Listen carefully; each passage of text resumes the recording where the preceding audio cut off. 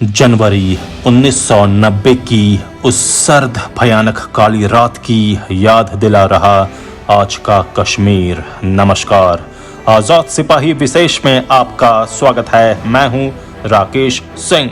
धरती पर जन्नत यानी कश्मीर आज फिर आतंक से कर्राह रहा है।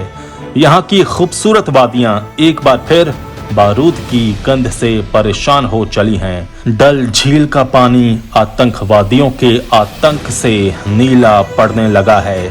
केसर की क्यारियों में आतंक का माहौल पसरा हुआ है। अपना पेट पालने के लिए हजारों किलोमीटर दूर से कश्मीर आए प्रवासी मजदूरों का हुजूम घाटी छोड़ने के लिए बेचैन है। आतंकियों ने अपना नापाक खूनी पंजा इस कदर फैला दिया है कि घाटी में हर तरफ एक बेचैनी है। इस बेचैनी और आतंक ने 1990 के जनवरी महीने की याद ताज़ा कर दी है, जब खुलेआम कश्मीरी पंडितों का कत्लेआम हुआ था और कश्मीर घाटी की वो अल्पसंख्यक आबादी अपना सब कुछ छोड़कर पलायन कर गई थी। पिछले करीब 2.5 साल से शांति की राह पर लौट रहे कश्मीर को शायद किसी की नजर लग गई है, इसलिए आतंकी एक बार फिर इस जन्नत को सुर्ख करने में लग गए हैं। आजाद सिपाही के विशेष संवाददाता राकेश सिंह बता रहे हैं कश्मीर घाटी की वर्तमान हालत और 1990 की उस सर्द भयानक रातों की यादें। आतंकियों ने कश्मीर में जिस तरह से प्रवासियों को निशाना बनाया है, उससे एक बार फिर दहशत का माहौल कायम हो गया है।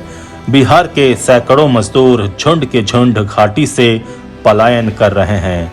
सैकड़ों की संख्या में प्रवासी बस अड्डों और रेलवे स्टेशनों पर डेरा डाले हुए हैं। वे अपने घर जाने को बेचैन हैं। श्रीनगर ही नहीं, जम्मू में भी जल्द से जल्द घर जाने को बेचैन मजदूरों की भीड़ सड़कों पर जमा है। सारे प्रवासी वेंडरों से कह दिया गया है कि वे शाम होने से पहले घर लौट जाएं। कुछ मजदूरों ने तो श्रीनगर में किराए के मकानों में खुद को बंद कर लिया है। मालिकों ने उन्हें रोजमर्रा की चीजें सप्लाई करने का भरोसा दिया है। सोपोर, कुपवाड़ा, गांदरबल, पुलवामा, शोपियां और कुलगाम में प्रवासियों को सुरक्षित स्थानों पर पहुंचा दिया गया है। दरअसल हाल के दिनों में आतंकियों ने बिहार से जाकर कश्मीर में गोलगप्पे बेचने वाले, रेहड़ी लगाने वाले, दिहाड़ी मजदूरी करने वाले लोगों को चुन चुन कर निशाना बनाना शुरू कर दिया है। ये ऐसे लोग हैं जो सिर्फ और सिर्फ 2 जून की रोटी की खातिर कश्मीर गए हुए हैं।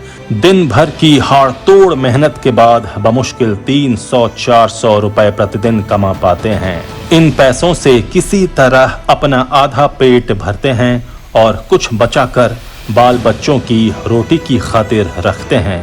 उधर दूर गांव में बूढ़े माता पिता भी हैं, उनका भी ख्याल रखना होता है। ऐसे लोगों में घाटी में रह रहे हिंदू, कश्मीरी पंडित और बाहर यानी बिहार, उत्तर प्रदेश और अन्य हिंदी प्रदेशों से आए लोग शामिल हैं। अक्टूबर में अभी तक आतंकी 11 आम नागरिकों की भी हत्या कर चुके हैं, जिनमें 7 गैर मुस्लिम हैं। इसके बाद घाटी में दहशत का माहौल है और डरे लोग पलायन के लिए मजबूर हैं।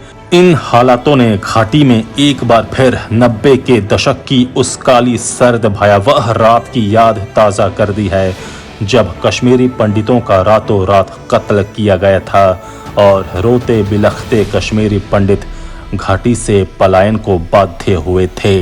एक कश्मीरी पंडित ने संवाददाताओं को बताया कि वो पिछले 20 साल से बच्चों को पढ़ा रहे हैं। कुछ साल पहले ही प्रमोशन के बाद वो घाटी लौटे थे, लेकिन अब घाटी में हालात खराब हो रहे हैं, इसलिए वो जम्मू वापस आ गए हैं। उन्होंने दावा किया कि कई कश्मीरी पंडितों को जिन्हें प्रधानमंत्री पैकेज के तहत नौकरी दी गई थी, वे डरकर जम्मू लौट रहे हैं। शोपिया में एक बगान के मालिक गुलाम हसन ने कहा कि उन्होंने पेड़ों से सेब तोड़ने के लिए 10 बिहारी मजदूरों को बुलाया था, मगर आतंकियों के हाथों उन्हें मारे जाने और टारगेट किए जाने के बाद से बिहार में उनको घर भेज देना ही ठीक है। दक्षिणी कश्मीर की मुख्य सड़कों पर ट्रक के ट्रक खड़े हैं। ट्रक ड्राइवर दहशत में हैं, वे आगे जाने का साहस नहीं कर पा रहे हैं। श्रीनगर में टूरिस्ट रिसेप्शन सेंटर के बाहर बैठे मोहम्मद अकरम बेसब्र से नजर आ रहे थे। वो किसी तरह सुबह जम्मू जाने वाली बस में सवार होना चाहते थे, फिर वहां से अपने राज्य बिहार। रात में भारी बारिश भी अकरम के इरादे को न डिगा सकी। अकरम कहते हैं, डर इतना है कि कश्मीर की सर्दी भी महसूस तक नहीं हुई। जिंदगी बचानी है तो जम्मू जाने वाली पहली बस पकड़नी है। अकरम का ये डर कश्मीर में पिछले कुछ दिनों के भीतर पैदा हुए हालात की वजह से है। उन्होंने कहा कि श्रीनगर में कई बिहारी मजदूरों ने खुद को किराए के घरों में बंद कर लिया है। बाहर से आकर काम करने वाले वेंडर्स को शाम से पहले घर पहुंच जाने की हिदायत दी गई है। आतंकवादियों द्वारा प्रवासी लोगों को निशाना बनाकर किए गए हालिया हमलों के बाद कश्मीर से विभिन्न राज्यों के श्रमिक अपने घरों को रवाना होने को मजबूर हैं। इसी क्रम में बातचीत के दौरान एक नागरिक ने कहा कि कश्मीर के स्थानीय लोग बहुत अच्छे हैं, लेकिन आतंकी पूरे धर्म को बदनाम करने की साजिश कर रहे हैं। अनुच्छेद 370 के हटने और केंद्र सरकार द्वारा विकास कार्यों के चलते आतंकी बौखला गए हैं। इसी वजह से वे लोगों पर हमला कर रहे हैं। स्थानीय लोगों को चाहिए कि धर्म और इंसानियत की रक्षा के लिए आतंकियों के खिलाफ मोर्चा खोलें। बारामूला से वापस अपने घर जा रहे अन्य राज्यों के मजदूरों का कहना है कि रविवार को हुए आतंकी हमले से पहले हमें लग रहा था कि शायद घाटी के हालात सुधरेंगे, लेकिन अब डर लग रहा है। अगर जिंदा रहेंगे तो कहीं भी जाकर पेट पाल लेंगे। घाटी के हालात को देखते हुए हम लोगों ने लौटने का फैसला किया है।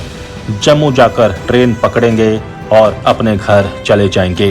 रोते हुए एक प्रवासी ने कहा कि कुलगाम में जिस तरह धान कटाई का हवाला देकर मजदूर खोजने के बहाने आतंकी आए और 2 लोगों की हत्या कर दी, उससे लोगों में दहशत और बढ़ गई है। क्या पता कल कोई मदद करने के बहाने आए और हमें गोलियों से भून दे। खतरा तो पहले भी था, पर अब मौत सिर पर मंडरा रही है। घाटी में शांति और विकास के चलते बौखलाए आतंकी किसी भी हद तक जा सकते हैं। हमें सरकार और सुरक्षा बलों पर पूरा भरोसा है। हमें ये भी भरोसा है कि कश्मीर में अमन के दुश्मनों का जल्द सफाया होगा। उन्होंने कहा कि अनंतनाग जिले में तो हमारे बिहारी भाइयों की तादाद काफी ज्यादा है। वानपोह को तो मिनी बिहार भी कहा जाता है। भगवान हमारे मिनी बिहार को सलामत रखे। कश्मीर के स्थानीय लोगों को भी ये समझना चाहिए कि अगर हम वापस लौटे तो कामगारों की तलाश में उनको भटकना पड़ेगा। खेती किसानी और बागवानी पर बहुत बुरा असर पड़ेगा। उधर बारामूला में गैर स्थानीय निवासियों को सोपोर शहर और उसके आसपास सुरक्षित स्थानों पर पहुंचाया जा रहा है। कुलगाम के गंजीपुरा में रहने वाले 32 साल के गौतम ऋषिदेव ने कहा, कश्मीर में इन दिनों हालात बेहद खराब हैं। जब 6 महीने पहले हम काम की तलाश में आए थे तब हालात इतने खराब नहीं थे। गौतम मूल रूप से बिहार के अररिया जिले के नरपतगंज ब्लॉक के रहने वाले हैं। वो कश्मीर में एक निजी बिल्डिंग कंस्ट्रक्शन कंपनी में मजदूरी कर रहे थे। वो अररिया से आए 20 लोगों के ग्रुप का हिस्सा हैं। ये सभी कश्मीर के मौजूदा हालात के प्रत्यक्षदर्शी हैं। हाल के दिनों में बाहरी राज्यों के नागरिकों और प्रदेश के लोगों की हत्या। 9 अगस्त 2021 भाजपा नेता गुलाम रसूल डार और उनकी पत्नी जवाहिरा की कुलगाम में लश्कर तैयबा के 2 बाइक सवार आतंकवादियों ने हत्या की। 10 अगस्त 2021 श्रीनगर के हरि सिंह हाई स्ट्रीट इलाके में हनुमान मंदिर के पास सशस्त्र सीमा बल SSB की 40 बटालियन पर ग्रेनेड हमला। 2 महिलाओं समेत 10 नागरिक घायल हो गए। 12 अगस्त 2021 आतंकवादियों ने राजौरी जिले के कस्बे के खंडली पुल चौक पर भारतीय जनता पार्टी के नेता बलबीर सिंह के आवास पर ग्रेनेड फेंका। 2 साल के बच्चे की मौत, 6 लोग घायल हुए। 17 अगस्त 2021 जम्मू कश्मीर के कुलगाम जिले में आतंकवादियों ने भाजपा नेता जावेद अहमद डार की गोली मारकर हत्या कर दी। 19 अगस्त 2021 आतंकवादियों ने कुलगाम जिला के देवसर इलाके में जम्मू कश्मीर अपनी पार्टी के नेता गुलाम हुसैन लोन की हत्या कर दी। 22 अगस्त 2021 जम्मू कश्मीर के बारामूला जिले के क्रीरी इलाके के शकरवाड़ा में सरपंच नरेंद्र कौर के आवास पर आतंकवादियों ने ग्रेनेड फेंका। 14 सितंबर 2021 पुलवामा जिले के पुलवामा चौक पर सुरक्षा बलों पर आतंकवादियों ने ग्रेनेड फेंका। 4 नागरिक घायल हुए। 2 अक्टूबर 2021 आतंकियों ने शनिवार की सुबह कर्णनगर श्रीनगर में छात्रा बल निवासी माजिद अहमद गोजरी की गोली मारकर हत्या कर दी। 2 अक्टूबर 2021 श्रीनगर के बटमालू इलाके की एसडी कॉलोनी में आतंकियों ने पीडीडी विभाग के स्टाफ मोहम्मद शफी डार को गोली मार घायल कर दिया और अगले ही दिन उनकी मृत्यु हो गई। 5 अक्टूबर 2021 श्रीनगर के लाल बाजार में मदीना चौक के पास शाम को आतंकवादियों ने बिहार के हॉकर वीरेंद्र पासवान की गोली मारकर हत्या कर दी। 5 अक्टूबर 2021 बांदीपोरा के शाहगुंड हाजिन इलाके में नायद खाई में कैब ड्राइवर्स एसोसिएशन के अध्यक्ष मोहम्मद शफी की गोली मारकर हत्या कर दी गई। 5 अक्टूबर 2021 श्रीनगर में इकबाल पार्क के पास आतंकियों ने नामी केमिस्ट की दुकान बिंदरू मेडिकेट के मालिक माखन लाल बिंदरू की गोली मारकर हत्या कर दी। 7 अक्टूबर 2021 आतंकवादियों ने श्रीनगर के सफाक दल इलाके के बारीपोरा में सुरक्षा बलों के बंकर पर ग्रेनेड फेंका। यह हमला बारीपोरा ईदगाह इलाके में सीआरपीएफ कैंप के बाहर किया गया। 7 अक्टूबर 2021 जम्मू कश्मीर की राजधानी श्रीनगर में ईदगाह इलाके के सफाक दल इलाके में सरकारी बॉयज हायर सेकेंडरी स्कूल में घुसकर प्रिंसिपल समेत 2 शिक्षकों की हत्या। 16 अक्टूबर 2021 आतंकियों ने श्रीनगर और पुलवामा में बिहार के बांका से अरविंद कुमार साह और उत्तर प्रदेश के सगीर अहमद की हत्या कर दी। अरविंद कुमार साह गोलगप्पा बेचते थे और सगीर अहमद कारपेंटर थे। बिहार के बांका जिले के निवासी अरविंद कुमार साह का शव लेकर रविवार को घर लौटे मुकेश साह ने दावा किया कि आतंकियों ने पहले उनसे आधार कार्ड मांगा ताकि ये पक्का कर सकें कि वे गैर कश्मीरी हैं। पहचान की पुष्टि होने के बाद गोली मार दी। 17 अक्टूबर 2021 दक्षिण कश्मीर के कुलगाम में आतंकवादियों ने बिहार के 2 मजदूरों के किराए के मकान में घुसकर गोली मारकर हत्या कर दी और एक अन्य को घायल कर दिया। सर्द जनवरी की वो भयानक काली रात जिसे याद कर आज भी सिहर उठते हैं कश्मीरी पंडित। आज से 31 साल पहले 19 जनवरी 1990 की सर्द सुबह कश्मीर की मस्जिदों से उस रोज अजान के साथ साथ कुछ और नारे भी गूंजे। यहाँ क्या चलेगा निज़ाम मुस्तफ़ा, कश्मीर में अगर रहना है अल्लाहू अकबर कहना है और असी गच्छी पाकिस्तान बटब रोवस्ता बटने वसान, मतलब हमें पाकिस्तान चाहिए और औरतें भी मगर अपने मर्दों के बिना। ये फरमान था कश्मीर में रहने वाले पंडितों के लिए। इस तरह की धमकियां कश्मीरी पंडितों को पिछले कुछ महीनों से मिल रही थीं। सैकड़ों हिंदू घरों में उस दिन दहशत घर कर गई थी। हर तरफ कश्मीरी पंडितों की औरतें और बच्चे डरे हुए थे। सड़कों पर इस्लाम और पाकिस्तान की शान में तकरीरें हो रही थीं। कश्मीरी पंडितों के खिलाफ जहर उगला जा रहा था। वो सर्द रात बड़ी भारी गुजरी। डरे सहमे रोते कश्मीरी पंडितों का परिवार अपना सामान बांध पुश्तैनी घरों को छोड़ घाटी से पलायन करने को मजबूर हो गया। इस बीच कितनी ही सरकारें बदली, कितने मौसम आए गए, पीढ़ियां तक बदल गईं, लेकिन कश्मीरी पंडितों की घर वापसी और न्याय के लिए लड़ाई अभी तक जारी है। पलायन और हैवानियत की वो दर्द भरी कहानी किसी से छिपी नहीं है। सन 1989-90 में जो हुआ उसका उल्लेख करते करते 31 साल बीत गए, लेकिन इस पीड़ित समुदाय के लिए कुछ नहीं बदला है। लेकिन जो बदल रहा है उससे इस समुदाय के अस्तित्व, संस्कृति, रीति रिवाज, भाषा और धार्मिक स्थल धीरे धीरे समय चक्र के व्यूह में लुप्त होने के कगार पर हैं। 19 जनवरी प्रतीक बना हुआ है उस त्रासदी का जो कश्मीर में 1990 में कश्मीरी पंडितों के साथ घटित हुई। जिहादी इस्लामिक ताकतों ने कश्मीरी पंडितों पर ऐसा कहर ढाया कि उनके लिए सिर्फ 3 ही विकल्प थे, या तो धर्म बदलो, या मरो, या पलायन करो। आतंकवादियों ने सैकड़ों अल्पसंख्यक कश्मीरी पंडितों को मौत के घाट उतार दिया। कई महिलाओं के साथ सामूहिक दुष्कर्म कर उनकी हत्या कर दी गई। पंडितों के घरों पर पत्थरबाजी, मंदिरों पर हमले लगातार हो रहे थे। उस समय हालात इतने खराब थे कि अस्पतालों में भी समुदाय के लोगों के साथ भेदभाव हो रहा था। सड़कों पर चलना तक मुश्किल हो गया था। अपहरण का दौर जारी था। कश्मीरी पंडितों के साथ सड़क से लेकर स्कूल, कॉलेज, दफ्तरों में प्रताड़ना हो रही थी। मानसिक, शारीरिक और सांस्कृतिक तौर पर उनके साथ जुल्म हो रहा था। 19 जनवरी 1990 की रात अगर उस समय के नवनियुक्त राज्यपाल जगमोहन ने घाटी में सेना नहीं बुलाई होती तो कश्मीरी पंडितों का कत्लेआम और महिलाओं के साथ सामूहिक दुष्कर्म और भी अधिक मात्रा में होता। घाटी में उस समय कश्मीरी पंडितों की मदद के लिए कोई नहीं था, न कोई पुलिस, न प्रशासन, न कोई नेता और न ही कोई मानवाधिकार या सिविल सोसाइटी के लोग। अंत में सेना कमान संभाल कश्मीरी पंडितों के बचाव में आई। उस सर्द रात का दृश्य ऐसा था कि उस रात पूरी घाटी में मस्जिदों से लाउडस्पीकरों से ऐलान हो रहा था कि काफिरों को मारो, हमें कश्मीर चाहिए, पंडित महिलाओं के साथ, न कि पंडित पुरुषों के साथ। यहाँ सिर्फ निजाम मुस्तफा चलेगा। लाखों की तादाद में कश्मीरी मुसलमान सड़कों पर मौत के तांडव की तैयारी कर रहे थे। उस रात घाटी से पंडितों का पहला जत्था निकला। मार्च और अप्रैल के दरमियान हजारों परिवार घाटी से भागकर भारत के अन्य इलाकों में शरण लेने को मजबूर हुए।